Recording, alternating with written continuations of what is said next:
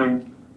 I'm at Home Depot on a Lexus, and there's a man that's trying to get home, and he's heavily intoxicated. Okay, you said Home Depot on a Lexus. What kind of vehicle is he in? It's silver. You It's see, not starting up for him either. can you see the plate number?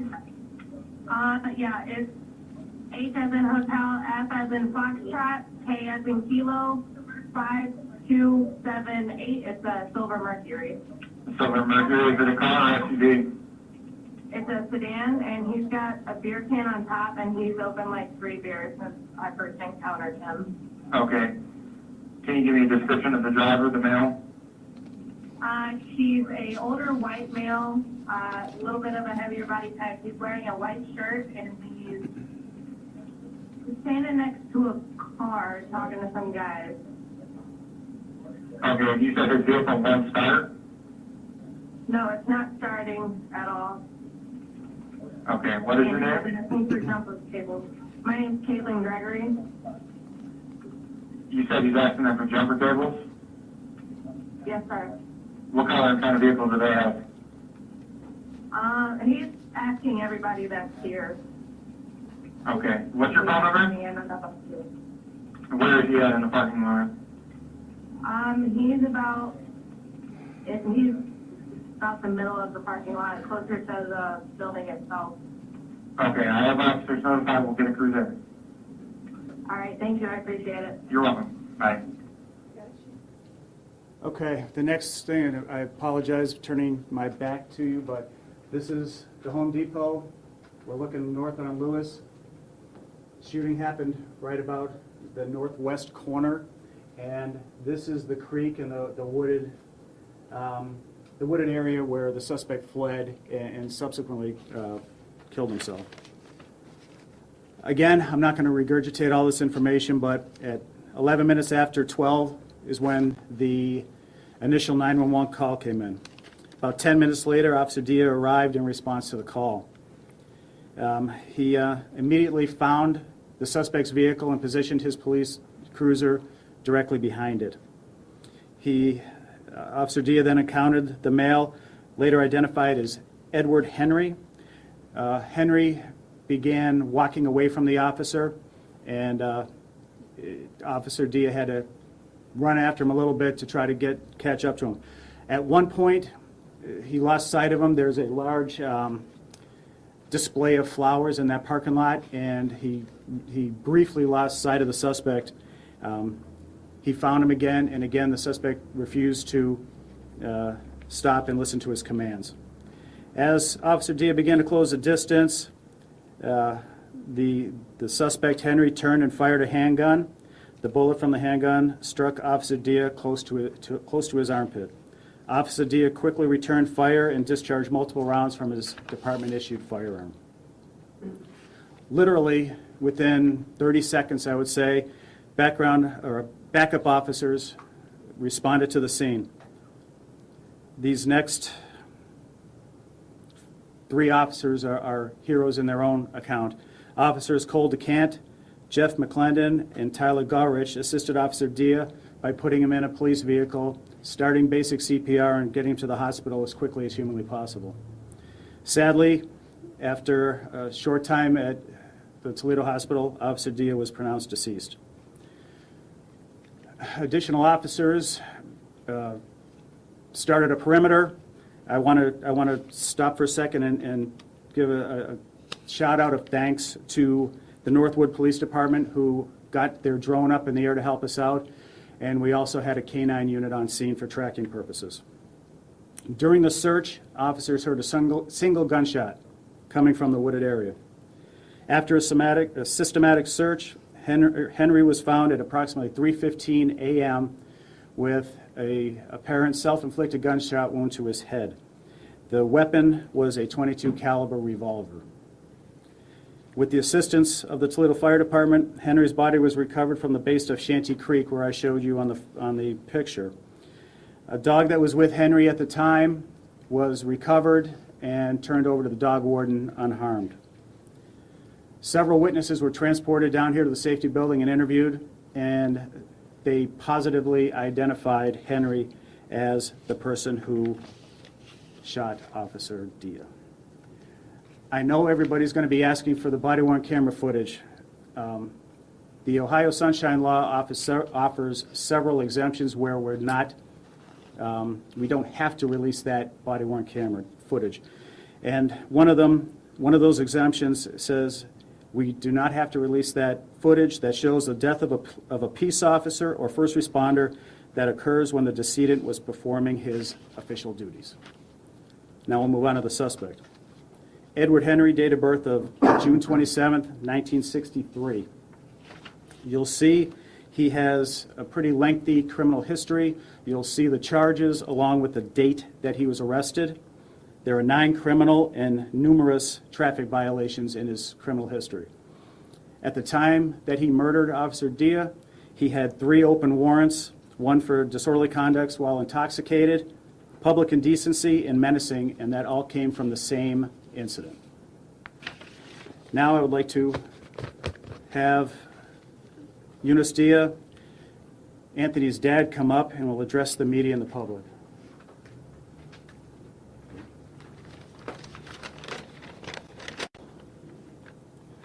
First of all, I'd like to thank everyone for all the support and love, and all over Facebook, all over social media, all the police officers, women, men, all the support I've seen from them for Anthony.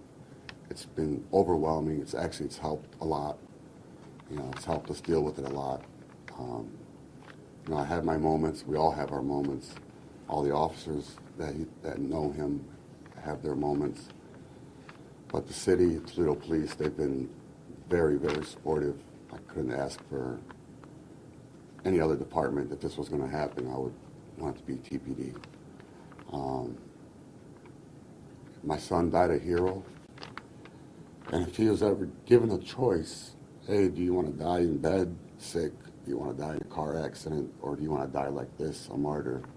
Anthony would choose this box, 100%. He wouldn't want to go out any other way. Jamie also wanted me to let everybody know, thank you for all the overwhelming, the love, the support, everything. She wanted me to thank everybody, Facebook, TPD, city, media, everybody and anybody. Thank you so much. I don't want my son's death. I don't want him to die in vain. We want to try to, I want to keep moving forward. I'm the type of person, I would have never thought in a million years that I would have be having a pro-police rally a couple of days before my son was killed. So I guess God maybe pushed me to do that. Like I said, I would never organize anything like that. And, we support Toledo police groups up to probably almost 3,000 members. So we're going to keep pushing, against defunding, which is so stupid, it makes no sense, defunding police. I mean, I just can't comprehend that in my mind. So we're going to keep pushing. If we got to take it all the way to the White House to get federal money, we will, whatever we got to do.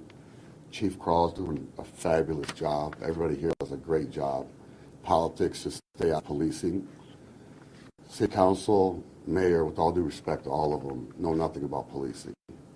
They should stay out of policing and let the policing be done by the department that know what they're doing. They have years of experience. Let's not tie their hands with politics because we're worried about votes. All that's going to do is all these officers out here walking on eggshells now because of this, and we're going to end up losing, God forbid, more officers. There's somebody's children, there's somebody's husband, wife, there's somebody's father, mother. So we don't want another death in any department, in any country, any world, anywhere. So I'm going to work on, try to get help. I don't know, I'm not a politician, to figure out a way, somehow, some way, to make sure politics stays out of policing, because police officers are human beings. They're not robots. They get stressed out. They make mistakes. But you know what? They come in contact with hundreds of thousands of people a year. And to crucify them over 1 or 2 mistakes is wrong. You could have a perfect system, a perfect department, a perfect academy, a perfect chief, a perfect everything. We can't control human beings and their actions. So if one guy or one girl makes a mistake, we can't crucify the entire department or entire policing for that. Again, they're humans. They're not robots. Let's stop with the politics. Let's stop worrying about our votes. If you're in it for votes or for the money, you're in it for the wrong reason. Get out of office. You need to be in it for the right reason, and do the right things.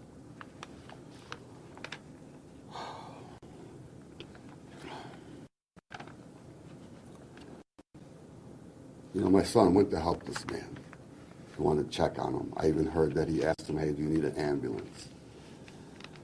I don't know if my son was walking on eggshells that night because of everything that's going on. But he probably was, because me and him talked all the time. He's like, Dad, I'm afraid to do this or do that. I told him, don't be. Do your job, make sure you do it correctly. Don't walk on eggshells, because you're risking your life by doing that to come home to your family. But unfortunately that day, he didn't come home to his family.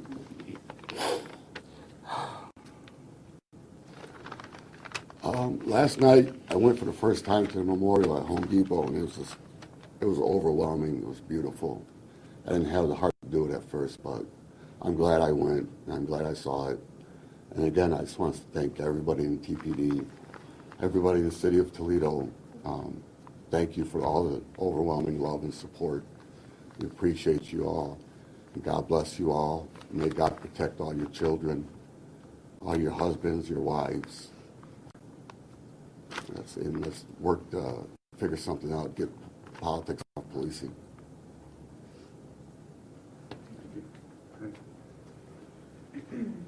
Okay.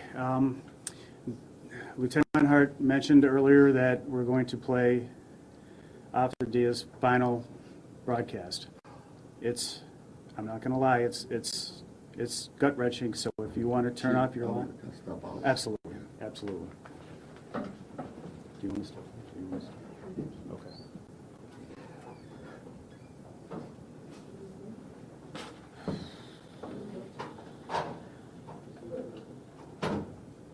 Okay. Again, it's gut-wrenching. I don't know if you want to stop your live streams or not, but this was it.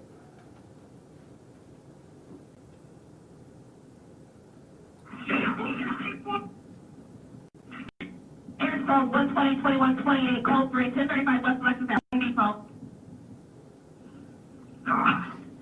118 something is my family alone. I can't copy. 118 my family alone. Yeah. We got crews coming. I'm getting medical.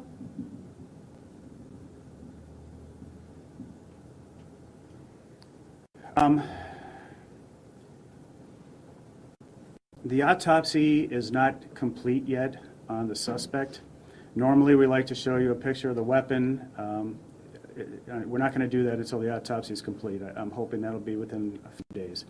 So I don't have a whole lot of more answers for you, but if you have any questions or you want to do one-on-ones, we can do that.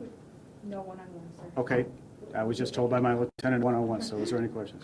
Chief, one thing the viewers have a question on, was the officer wearing a vest? Yes.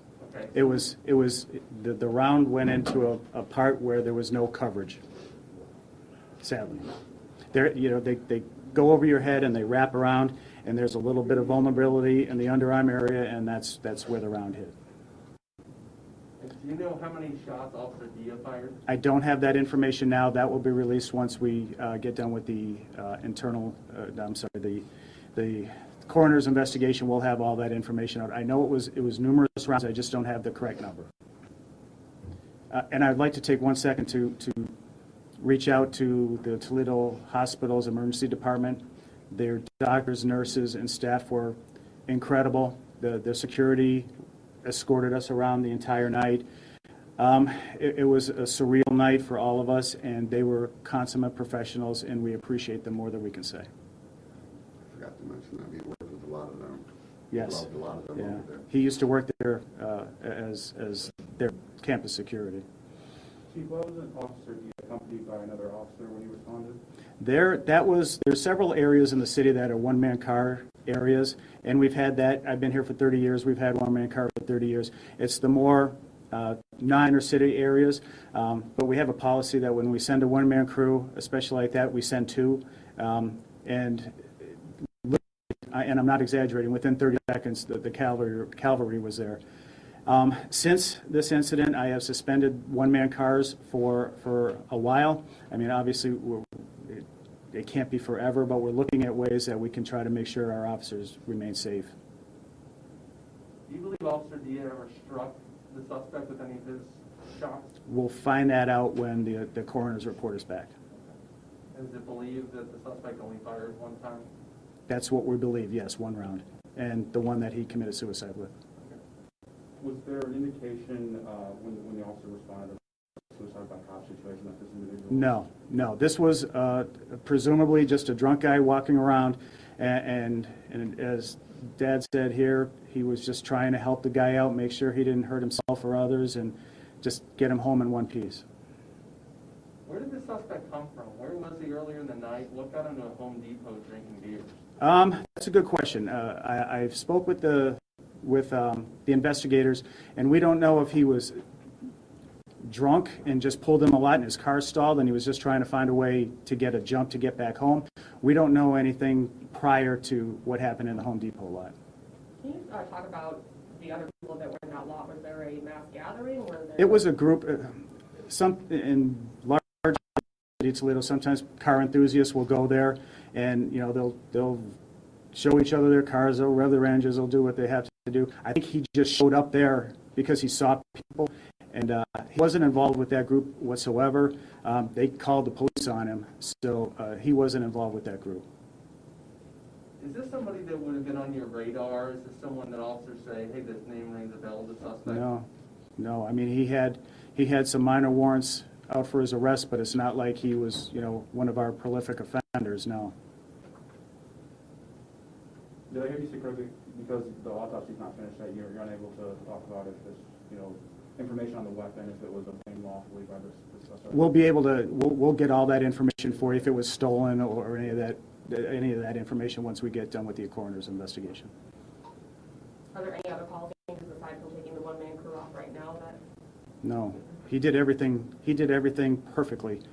He positioned his vehicle in a tactical position. He approached the suspect in the correct manner, and the tragedy happened anyway. Does he have any family? I know he has an older mother. As for spouses or children, I don't know. I ask you personally, Chief, you obviously are worried about people that have long criminal histories, people with lots of firearms. This suspect doesn't seem to kind of fit any of that. Does it surprise you that somebody like this would get into something like this? Nothing surprises me anymore. That's inherent in police work, that we don't know what we're walking into. You know, if we're going into a after-hours bar fight, we know what we're going into. If we go to a domestic, we have an idea what we're walking into. That's it with police work. It's inherently we don't know. That's why we train the way we do, and we train the way, we play the way we train. And we make sure that we try to do the best practices. We try to make sure that we're safe all the time. But there's no such thing as a routine call. And any officer who believes that, I really hope that they heard what I just said. There's no such thing as a routine call. And sadly, and I've done it myself, we get complacent sometimes. And sadly, when an officer pays the ultimate sacrifice, as Anthony did, that kind of shakes us back into reality. Okay? All right. For tomorrow, do you have a route yet? No, do we? We're waiting from traffic commander. Right. We're going to get everything out before close of business today on the route, the venues, times, the whole 9 yards. Are you encouraging the public to do anything tomorrow, be along the route or anything like that? I would love to see the entire processional route out there with people waving American flags, saluting, and paying the respect to this man. He died protecting Toledo, and he deserves this. Chief, do you know, are you guys looking into possibly more effective body armor since you got hit in an area that is not covered? Sadly, there's no such thing as perfect body armor. There's vulnerabilities around the neck area, there's vulnerabilities around the arm areas, and this goes to show you, this man fired one round, and he hit it in the one or two places where that body armor was vulnerable. We go to great measures to make sure that we have the best body armor. We far exceed what most other departments do. We have a level 3A body armor that is the best money can buy, and unfortunately, nothing is foolproof. You talked about the accuracy of a shot and how, we talked about officer involved shootings before, the opposite way, how difficult it is to, pinpoint a specific location. I guess speak to that one shot in that specific location on. It was dumb luck. It was dumb luck. From what we understand, he was literally running away and did something like this. I can't explain it, and that's what frustrates me. It just happened that way. Did you go to the suspect's house? Did anything indicate to you that he's anti-police, part of any movement, or anything like that? I know we have, but I don't have that answer for you. I haven't spoke with the sergeant who's in charge of the investigation, so I will find that out. I think they would have told me if there was all kinds of anti-police rhetoric or posters in his home, so I would assume not, but you know what happens when I assume. Tony, may I ask you a question? Antonio? You were out here, earlier this week, supporting officers, and now you're here. What has that whirlwind been like for you, 96 hours? You know, I asked myself, wow. At first, when I got the frantic call from Jamie, I thought Anthony was involved in the car accident on Dorr Street. So I'm rushing to the hospital, and even when I got there, when I was told he was shot. I just think it's God's plan. Like I said, for me to organize a rally, I'm lazy. I mean, I'm not, not lazy, but I think Anthony has a bigger purpose for law enforcement all across the country.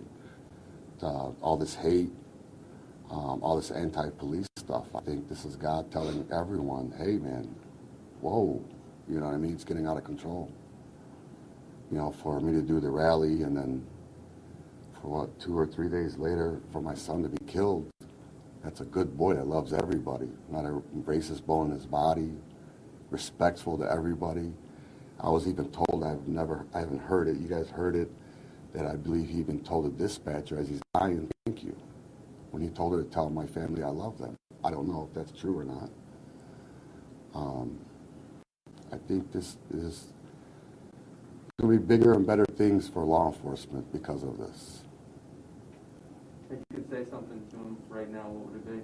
I love him, I'm proud of him, and I'm proud that he died defending his city. I wouldn't want no other way for my son. And I told the chief he'll probably be retired. I have 2 more boys that are ready to serve. One's 7, he wants to be a police officer, the other one's 2. But, if we don't do it, if we don't offer our boys and girls, who will? I mean, what would this city be or this country be without police officers? That's what that thin blue line is. It'd be absolute chaos. It'd be like the movie Purge. I mean, come on, we need to wake up and realize that and show them the respect that they deserve. They're not perfect, they're only human. How are Jamie and the boys doing? They're okay. They have their moments, but they're okay.